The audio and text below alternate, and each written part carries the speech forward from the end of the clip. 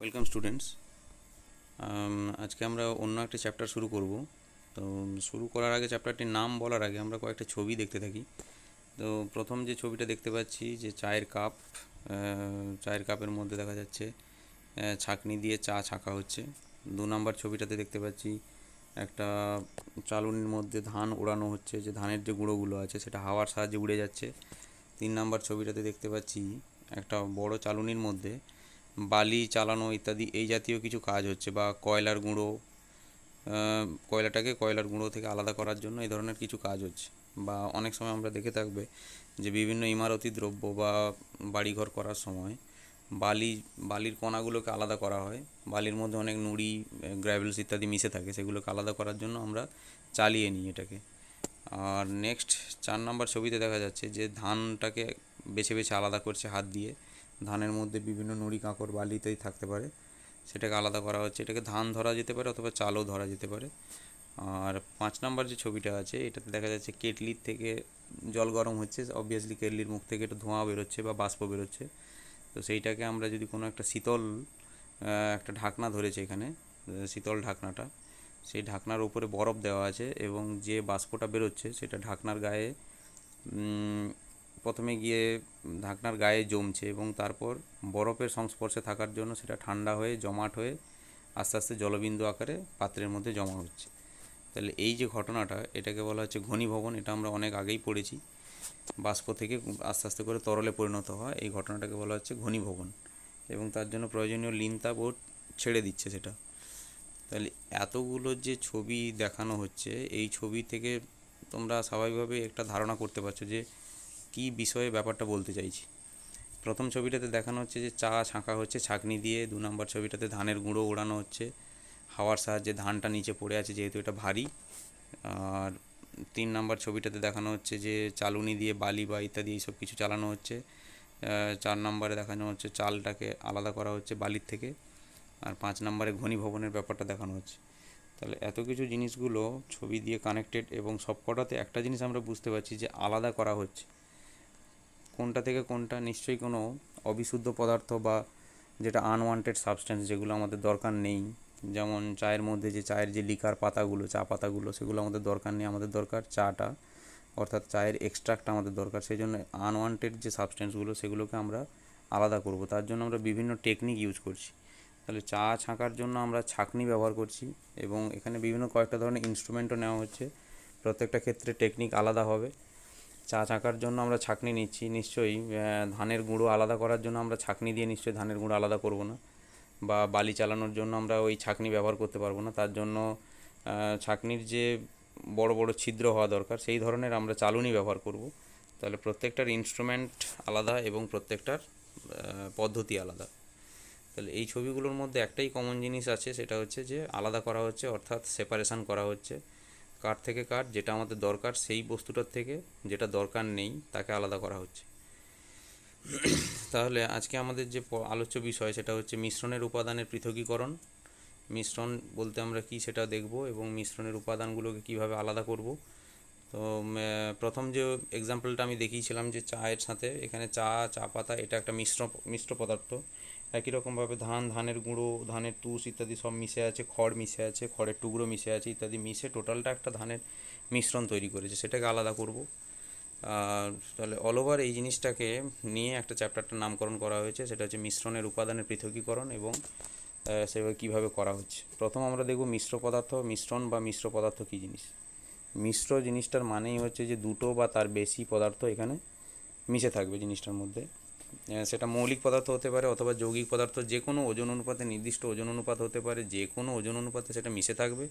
কিন্তু তাদের একটাই ব্যাপার, সেটা হচ্ছে মিশ্রণের মধ্যে তাদের নিজস্ব ধর্মগুলো বর্তমান থাকবে। অর্থাৎ ধানের গুঁড়ো মেশানো, ধানের তুষ মেশানো, বা খড়ের টুকরো ধান মেশানো, বা ইত্যাদি বালি নুড়ি মিশে আছে ধানের মধ্যে, সেই রকম যে মিশ্রণটাতে আমরা যদি দেখি, তাহলে দেখা যাচ্ছে সেই মিশ্রণে হয়তো দেখা যাচ্ছে 4-5খানা উপাদান বর্তমান, কিন্তু প্রত্যেকের নিজস্ব ধর্ম আছে।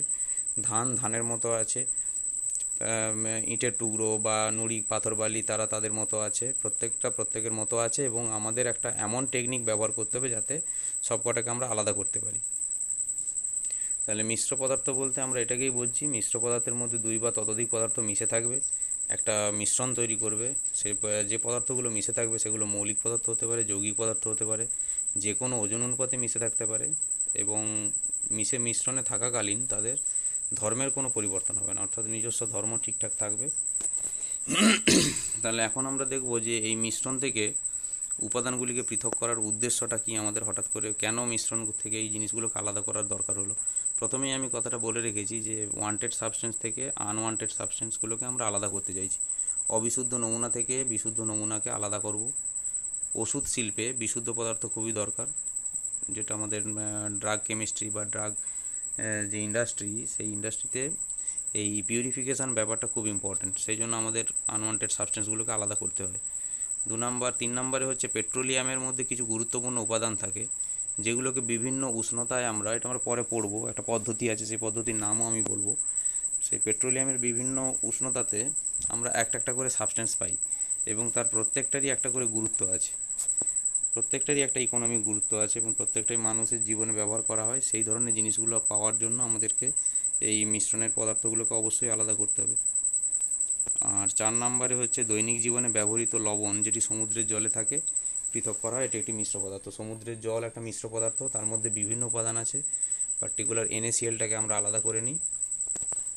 তাহলে মিশ্রণের উপাদানগুলোকে আলাদা করার জন্য আমাদের উদ্দেশ্য বলতে কি, আমাদের যে দরকারি যে জিনিসটা সেটাকে আমরা আলাদা করব, এবং সেটা আমরা ডেলি লাইফে ইউজ করব, বা ইউজফুল দিক আমরা সেটা থেকে বের করে নেব। আচ্ছা, নেক্সট আমরা যেটা আসি মিশ্রণের উপাদানের যে পৃথকীকরণ, এই যে একটু আগে বলছিলাম যে প্রত্যেকটা জিনিসকে আলাদা আলাদা করার জন্য বিভিন্ন ধরনের টেকনিক আমরা ব্যবহার করব। তো সব জিনিসের ক্ষেত্রে সব টেকনিক অ্যাপ্লিকেবল নাও হতে পারে। যেমন যদি তরল এবং মিশে থাকে, তরল এবং তরল, তাহলে তাদেরকে আলাদা করার জন্য আমরা নিশ্চয়ই ছাঁকনি ব্যবহার করব না, কারণ ছাঁকনির মধ্যে দুটো জিনিসই পাস করে যাবে। তাহলে একই রকমভাবে আবার তরল কঠিন যদি মিশে থাকে, তাকে আলাদা করার জন্য আবার আমরা অন্য টেকনিক ব্যবহার করব। তাহলে এবার দেখে নিই যে মিশ্রণের উপাদানের পৃথকীকরণের জন্য কি কি পদ্ধতি আমাদের আছে। তাহলে প্রথম যে পদ্ধতি আছে সেটা হচ্ছে ইভাপোরেশন। 1 নাম্বার ইভাপোরেশন বা বাষ্পীভবনের মাধ্যমে জিনিসগুলোকে আমরা গাঢ়ত্ব বাড়িয়ে আস্তে আস্তে সেটাকে আমরা আলাদা করতে পারি। দেখা গেল যে জলের মধ্যে চিনি মিশে গেছে, তো আমরা যদি ইভাপোরেশন প্রসেসটাকে যদি নিই, তাহলে দেখা যাচ্ছে যে জলটা আস্তে আস্তে বাষ্পীভূত হয়ে চলে যাচ্ছে, এবং জলটাকে ফেরত পাবো কী করে, ভায়া কনডেনসেশন, অর্থাৎ ঘনীভবনের মাধ্যমে আমরা সেটা পাবো। আর নিচে গাঢ় হয়ে আস্তে আস্তে চিনির দানাটা পড়ে থাকবে। 2 নাম্বার টেকনিক হচ্ছে সেন্ট্রিফিউশন। এটা একটা যন্ত্র, সেন্ট্রিফিউজ যন্ত্র, তার মধ্যে প্রচণ্ড বেগে জিনিসটাকে ঘোরানো হয়, এবং এগুলো সাধারণত DNA, প্রোটিন ইত্যাদি নিয়ে যখন আমরা কাজ করে থাকি, তখন সেগুলো আলাদা করার জন্য এই সেন্ট্রিফিউশন পদ্ধতিটা ব্যবহার করা হয়। আর 3 নাম্বার জিনিসটা যেটা আছে সেটা হচ্ছে সেপারেটরি ফানেল। এটাকে বাংলাতে বলা হচ্ছে বিওজি ফানেল, সেপারেটরি ফানেল। এটা আমি দেখাবো, এই ছবিটা দেখাবো, এবং এই প্রসঙ্গে সেপারেটরি ফানেল কীভাবে কাজ করে, কীভাবে ব্যবহার করা হয়, সেটার একটা ডেমনস্ট্রেশন ভিডিও আমি দেখাবো। তাহলে সেপারেটরি ফানেল এটা এক কথায় হচ্ছে বিওজি ফানেল, এবং এটাকে দেখতে অনেকটা আমরা যে বিট দেখেছি, বিট শালগম বলে, তো বিটের মতো দেখতে খানিকটা। এটা একটা স্টপ কক যুক্ত থাকে। সেপারেটরি ফানেলের সাহায্যে আমরা তরল যদি মিশে যায়, এবং সেই ধরনের তরলকে আলাদা করার জন্য আমরা সেপারেটরি ফানেল ব্যবহার করব। আচ্ছা, নেক্সট আসছি ফ্র্যাকশনাল ডিস্টিলেশন। এটাকে বাংলায় বলা হচ্ছে আংশিক পাতন ব্যাপারটা কি, এবং এর ইনস্ট্রুমেন্ট কীভাবে সেট করা হয়, কী কী জিনিস থাকে, এটাও আমি দেখাবো। নেক্সট আসছে, আগে পদ্ধতিগুলো জেনে নিচ্ছি পরপর নামগুলো। সাবলিমেশন আছে, নেক্সট হচ্ছে সাবলিমেশন, যেটাকে বলা হচ্ছে ঊর্ধ্বপাতন। এটা কাদের ক্ষেত্রে ব্যবহার করা হয়, যে সমস্ত সাবস্ট্যান্সের ক্ষেত্রে দেখতে পাচ্ছি যে ডিরেক্ট সলিড থেকে ডিরেক্ট গ্যাসে চলে যাচ্ছে, অর্থাৎ লিকুইড ফেজটা এদের ক্ষেত্রে থাকছে না, তাদের ক্ষেত্রে আমরা সাবলিমেশন বা ঊর্ধ্বপাতন প্রক্রিয়াটা ব্যবহার করব। তো যেমন হচ্ছে কর্পূর, নিশাদল ইত্যাদি, এদের ক্ষেত্রে এই পদ্ধতিটা ব্যবহার করা হয়। নেক্সট হচ্ছে ক্রোমাটোগ্রাফি। খুব সূক্ষ্ম কণাকে আলাদা করার জন্য ক্রোমাটোগ্রাফি আমরা ব্যবহার করব। যেমন কালির উপাদান, দেখা যাচ্ছে একটা ব্লু কালারের কালি আর একটা ব্ল্যাক কালারের কালি দুটো মিশে গেছে, তো সেই সব ক্ষেত্রে আমরা বাইরে থেকে তো দেখে কিছু বোঝার ব্যাপার নেই, তো কালির যে মধ্যে যে পিগমেন্ট কণাগুলো আছে, কালির কণাগুলো আছে, সেইগুলোকে পার্টিকুলার আলাদা করার জন্য আমরা ক্রোমাটোগ্রাফি টেকনিক ব্যবহার করব। ক্রোমাটোগ্রাফি বা টেকনিক বিভিন্ন ধরনের আছে, পেপার ক্রোমাটোগ্রাফি। এই জিনিসটা আমরা এই মুহূর্তে ডিটেলস আলোচনা করছি না, কারণ এটা তোমাদের সিলেবাসে নেই। নেক্সট যেটা আছে ডিস্টিলেশন। দুটো জিনিস দেখতে পাচ্ছি, ফ্র্যাকশনাল ডিস্টিলেশন আর ডিস্টিলেশন। এই জায়গাটা আর এই জায়গাটা, ফ্র্যাকশনাল ডিস্টিলেশন ও ডিস্টিলেশন হচ্ছে শুধু পাতন, আর ফ্র্যাকশনাল ডিস্টিলেশন হচ্ছে আংশিক পাতন। এই দুটো জায়গা আমরা আলোচনা করব। নেক্সট হচ্ছে ফিল্ট্রেশন। এইটা হচ্ছে সবার আগে আমরা এটা দেখব ফিল্ট্রেশন। এটা সহজ জিনিস এবং ছবিতে যে দেখিয়েছিলাম সেই ছবিতে প্রথমেই দেখানো হচ্ছে যে ফিল্ট্রেশনের জন্য আমরা চা ছাঁকার যে ছাঁকনি দিয়ে আমরা চা ছাঁকছি, এটা একদম স্বাভাবিকভাবে দৈনন্দিন জীবনে ব্যবহারযোগ্য একটা মানে পদ্ধতি ফিল্ট্রেশন, যেটাকে বলা হয় পরিস্রাবন বাংলায় বলা হচ্ছে। এটা খুবই ইম্পর্টেন্ট জিনিস। তাহলে যে পদ্ধতিগুলো দেখতে পাচ্ছি, evaporation, centrifugation, separatory funnel, fractional distillation, sublimation, chromatography, distillation এবং ফিল্ট্রেশন। তাহলে আমরা প্রথমে আমাদের যেখানে আমি দেখো মার্ক করে রেখেছি আমাদের যে জিনিসগুলো আমাদের সিলেবাসের মধ্যে আছে, সেপারেটরি ফানেল আছে অর্থাৎ বিওজি ফানেল আছে, ফ্র্যাকশনাল ডিস্টিলেশন আছে, সাবলিমেশন আমরা পড়ব, ডিস্টিলেশন দেখব, ফিল্ট্রেশন দেখব। তাহলে আমাদের এই জিনিসগুলো আছে। ক্রোমাটোগ্রাফি নেই, সেন্ট্রিফিউশন নেই, ইভাপোরেশনও নেই। সাবলিমেশন দেখব, সেপারেটরি ফানেলের সাহায্যে আলাদা করা দেখব, ডিস্টিলেশন দেখব, তার করেসপন্ডিং ফ্র্যাকশনাল ডিস্টিলেশন দেখব, আর দেখব হচ্ছে ফিল্ট্রেশন। তাহলে এবার নেক্সট আসছি ফিল্ট্রেশন। আজকে আমি ফিল্ট্রেশন এবং সাবলিমেশন বা সেপারেটরি ফানেল এই দুটোর কিছু একটা নিয়ে আলোচনা করার ব্যাপার আছে, তো সেটা দেখি। প্রথম হচ্ছে ফিল্ট্রেশন নিয়ে আমি আলোচনা করছি, কিভাবে করা হয়, ফিল্টার পেপার কী জিনিস, কিভাবে সেট করা হয় পুরো ইনস্ট্রুমেন্টটা।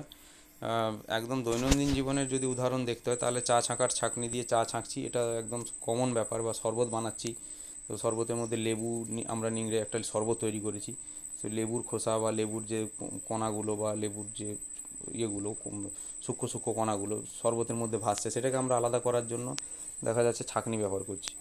তাহলে এই জিনিসটা আমরা যখন ল্যাবরেটরিতে ব্যবহার করব তখন সেক্ষেত্রে আমরা ছাঁকনি ব্যবহার করতে পারবো না, আমরা তখন চলে আসব ফিল্টার পেপার।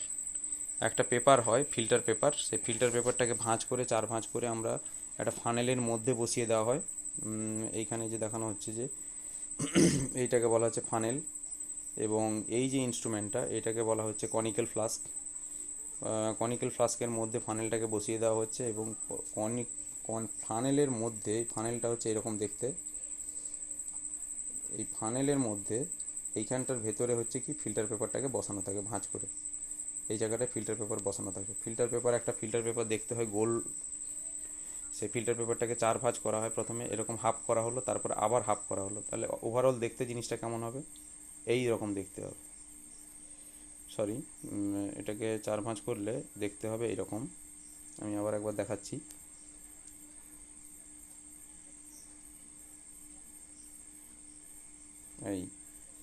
এইরকম দেখতে হবে। তো এইবার জিনিসটাকে একটা ভাঁজ, এখানে অনেকগুলো ভাঁজ থাকবে, এর একটা ভাঁজকে খুলে আমরা কি করব, ফানেলের মধ্যে এটাকে সেট করে নেব। তারপরে বিকারের মধ্যে কি ঢালা হচ্ছে, এখানে বিকারের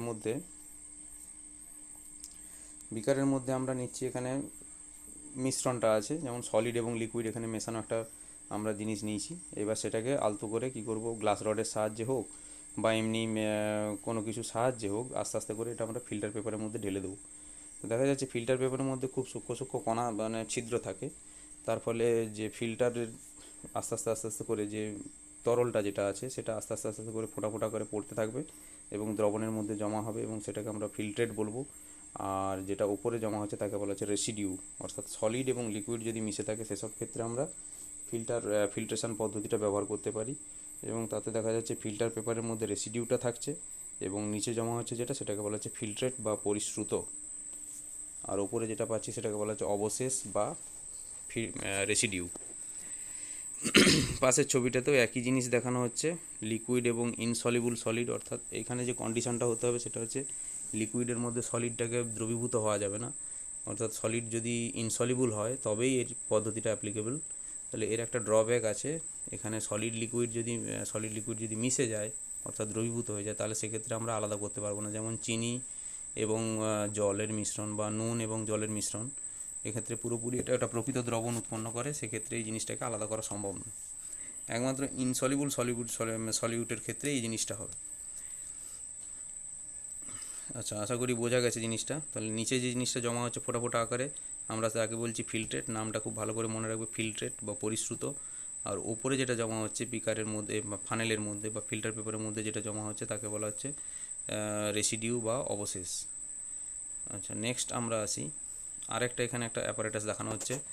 এই যে অ্যাপারেটাসটা, এটা দেখতেই যে আমি একটু আগে বলেছিলাম এটা বিটের মতো দেখতে, খানিকটা এখানটা একটা এই জায়গাটা খোলার জন্য একটা কাঁচের একটা ছিপি টাইপের থাকে, এই জায়গাটা স্টপ, এটা হচ্ছে কাঁচের এই জায়গাটা ওপেন করা হয় এবং নিচে এইখানটা ফোঁটা ফোঁটা করে জমতে থাকে, বিকার একটা রাখা থাকে এখানে পাচ্ছি। এই জিনিসটা এখানে কি কি মেশানো হয়েছে আগে দেখে নিই।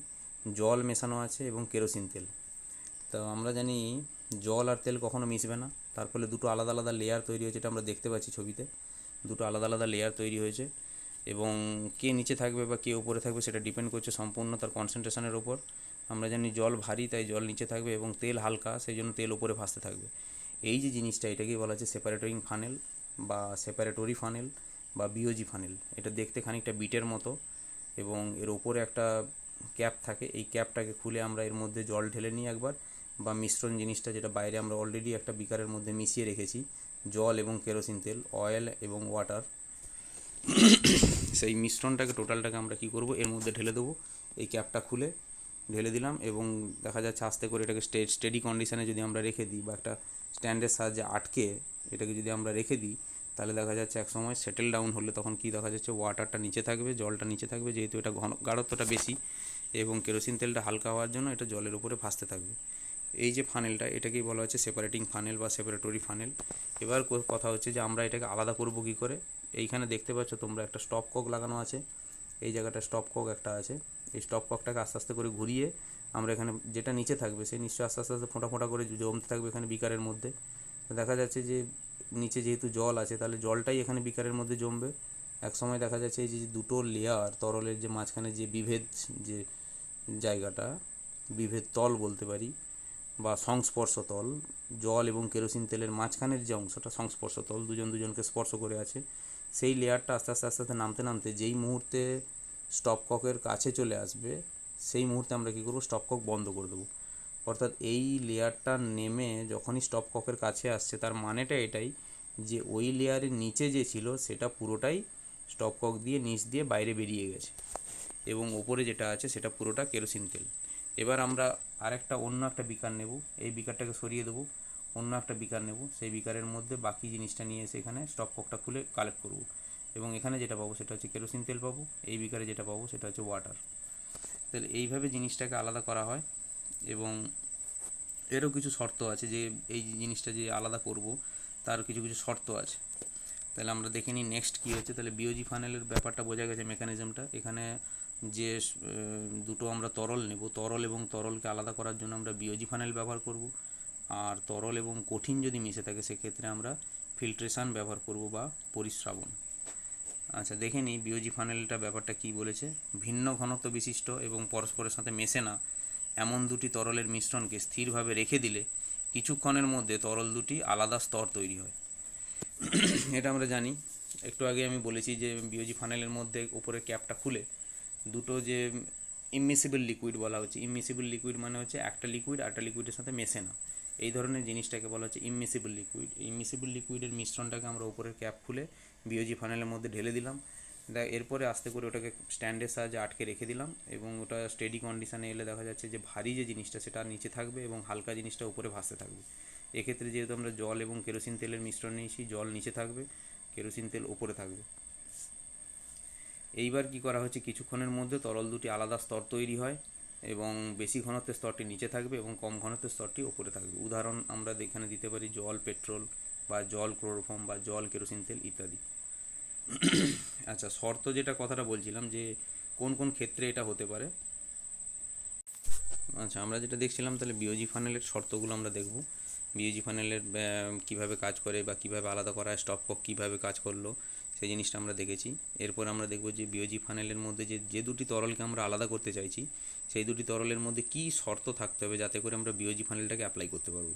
তাহলে 1 নম্বর কন্ডিশন যেটা হচ্ছে মিশ্রণের তরল উপাদানগুলি নিজেদের মধ্যে রাসায়নিক বিক্রিয়া যেন না করে, এটা হচ্ছে ফার্স্ট কন্ডিশন। যে দুটো তরলকে আমি আলাদা করতে চাইছি সেই দুটি তরল যদি নিজেদের মধ্যে রাসায়নিক বিক্রিয়া করে যায় তাহলে সেখানে দুটো তরলের নিজস্ব ধর্ম বজায় থাকলো না, তার বদলে আমরা সম্পূর্ণ অন্য ধর্ম বিশিষ্ট একটা পদার্থ পাচ্ছি। তাহলে এটা মোটেও এক্সপেক্টেড নয়, এই জিনিসটাকে আমরা আলাদা করতে চাইছিলাম কিন্তু আলাদা হচ্ছে না। আর 2 নম্বর কন্ডিশন যেটা মিশ্রণের উপাদানগুলির মধ্যে তরল নিজেদের মধ্যে আংশিকভাবে মিশ্রণীয় হলেও এই পদ্ধতি প্রয়োগ করা যাবে না। অর্থাৎ এই জিনিসটার মানেটা এটাই যে তরল দুটি টোটালি ইমমিসিবল হতে হবে, অর্থাৎ সম্পূর্ণভাবে মিশবে না এমন জিনিস হতে হবে। যেমন আমি একটা উদাহরণ দিই, যেমন আমি জল এবং ইথাইল অ্যালকোহল যদি নিই, তাহলে দেখা যাচ্ছে জল এবং ইথাইল অ্যালকোহল কী করছে, পরস্পর নিজেদের মধ্যে আংশিকভাবে মিশে যায়। সেই ধরনের তরলকে যদি আমি চাই যে দুটোকে আমি আলাদা করব বিওজি ফানেলের মাধ্যমে, তাহলে কিন্তু পারবো না। তাহলে এখানে মেন কন্ডিশান হচ্ছে কি, তরল দুটো যেন একজন আরেকজনের সাথে 1%ও যেন না মেশে, কোনোভাবেই আংশিকভাবে মিশ্রণ যদি তৈরি করে, তাহলে সেই পদ্ধতিতে বিওজি ফানেল অ্যাপ্লাই করা যাবে না, তখন তার জন্য আলাদা টেকনিক আছে। তাহলে এখানে আমরা যেটা আলোচনা তরল দুটো যেটা নেব, সেটা হচ্ছে কি টোটালি ইমমিসিবল লিকুইড হতে হবে, টোটালি নিজেদের মধ্যে মিশবে না, এই ধরনের জিনিস আমরা নেব। আর 3 নম্বর যে কন্ডিশনটা, সেটা হচ্ছে মিশ্রণের উপাদান তরলগুলি নিজেদের মধ্যে যদি কলয়েড অবস্থা সৃষ্টি করে, তাহলেও এই পদ্ধতি প্রয়োগ করা যাবে না। অর্থাৎ দুটো তরলকে মিশিয়ে দিয়েছি, দুটো তরল, এটা ঘুরে ফিরে সেই 2 নম্বর কন্ডিশনেই আসছে। দুটি তরল তখনই কলয়েড দ্রবণ তৈরি করে যদি তাদের মধ্যে যদি কিছুটা পরিমাণ মিশ্রণের ভাগ থাকে, অর্থাৎ দুটি তরল তখনই কলয়েড দ্রবণ তৈরি করবে যদি সেখানে একটি তরল আরেকটি তরলের মধ্যে মিশে যায়, অর্থাৎ যেখানে বিস্তৃত দশা এবং বিস্তার মাধ্যমের ব্যাপারটা যদি আসে। এবং আমি এটা দ্রবণ চ্যাপ্টারে বলেছি, তরল এবং তরল যখন পড়াচ্ছিলাম তখন সেখানে ইমালসান তৈরি হয়, তেল জলের উদাহরণ দিয়েছিলাম। তাহলে সেখানে দেখা যাচ্ছে কি, জলের মধ্যে তেল, একটা জল তেলের মিশ্রণ হয়, একটা তেল জলের মিশ্রণ হয়, oil in water, water in oil, এই ঘটনাগুলো বলেছিলাম।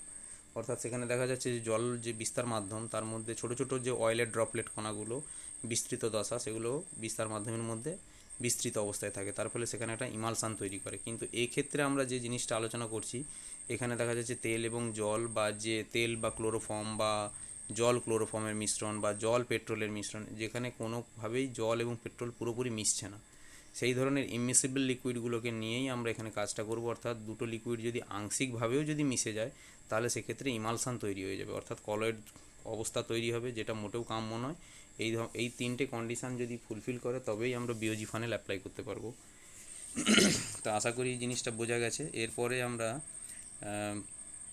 আর যে দুটো বৈশিষ্ট্য, তাহলে আমাদের 4-5টা বৈশিষ্ট্য আমাদের সিলেবাসের মধ্যে আছে, তার মধ্যে দুটো বৈশিষ্ট্য পড়লাম বা দুটো টেকনিক আমরা পড়লাম। 1 নম্বর হচ্ছে যে ফিল্ট্রেশন বা পরিস্রাবণ, আর 2 নম্বর হচ্ছে বিওজি ফানেল বা সেপারেটরি funnel.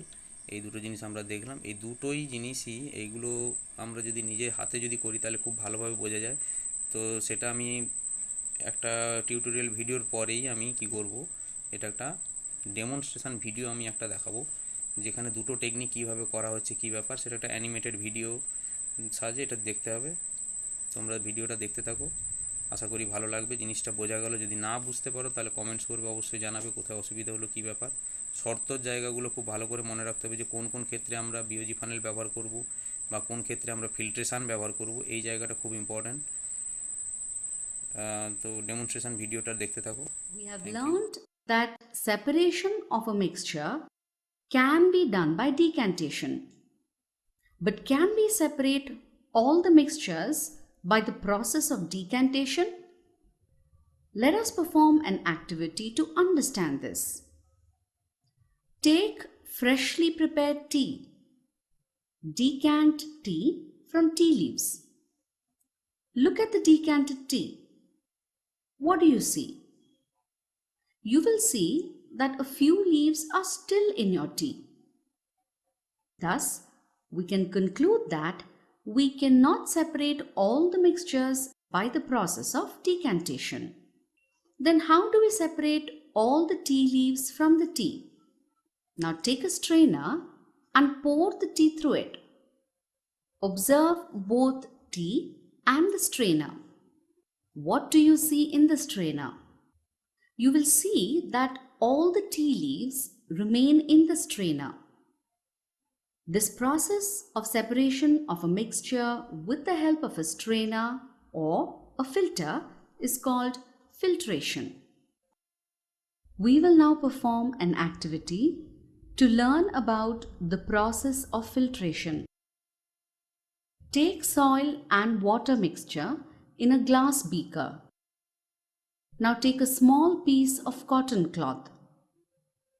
Take another glass beaker and put the cloth on top of it. Now pour the mixture through the cloth. What do you observe? You will observe that soil particles remained in the cloth while the water passes through the cloth and gets collected in the second beaker. Do you know why? This is because cotton cloth acts as a filter. Let us learn how a cotton cloth acts as a filter. In a piece of cloth, small holes or pores are there in between the woven threads.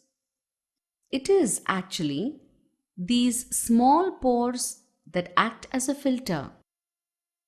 The soil particles are bigger in size than these pores, so they cannot pass through these pores and remain in the cloth, while water molecules, being smaller than the pore size of the cloth, can easily pass through the cloth.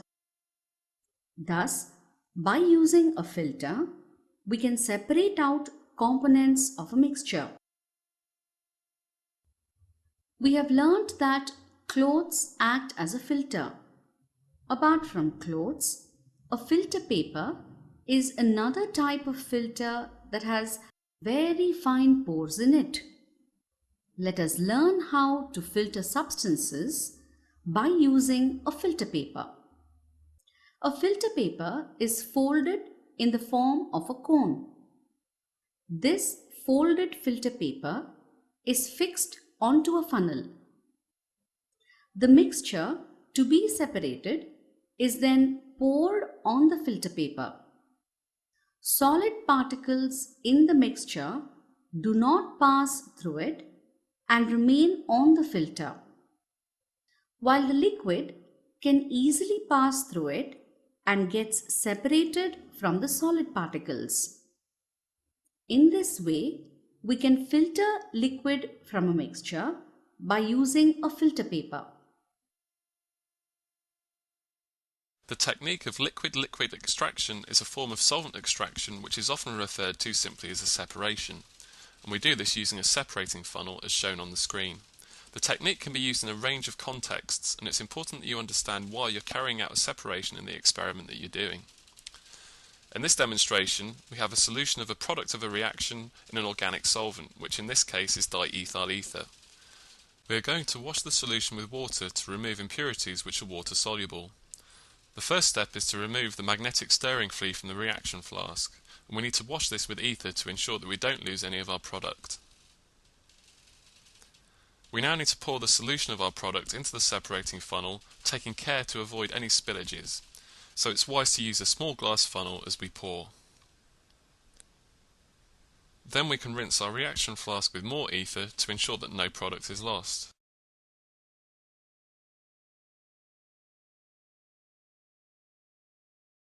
Now we add the water which we're using to wash our reaction mixture with. It's important that you pay attention to your script, which may specify a different solvent and a particular volume that you need to work with. Next, you need to place a stopper in the neck of the separating funnel, and you must ensure that you don't allow this to fall out at any point while you're handling the apparatus. Secure the stopper with one hand and carefully invert the separating funnel. Now you can gently shake the funnel while periodically opening the tap to release pressure. Normally you carry out these steps several times to ensure thorough mixing of the two layers. And then with the tap closed, you can carefully replace the funnel in the ring on the clamp stand.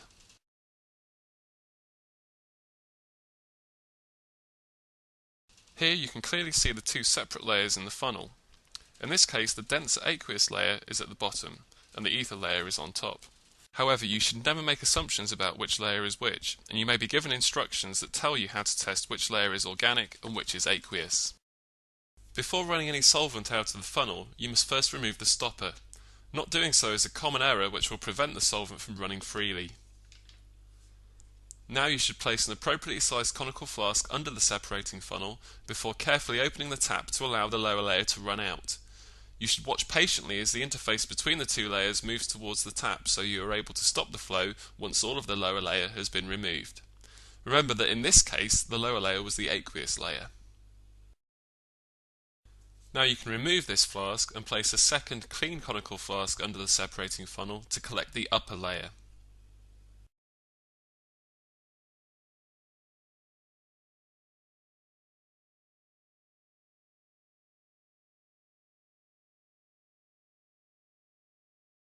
As always, you should check your script to see what you've got to do next.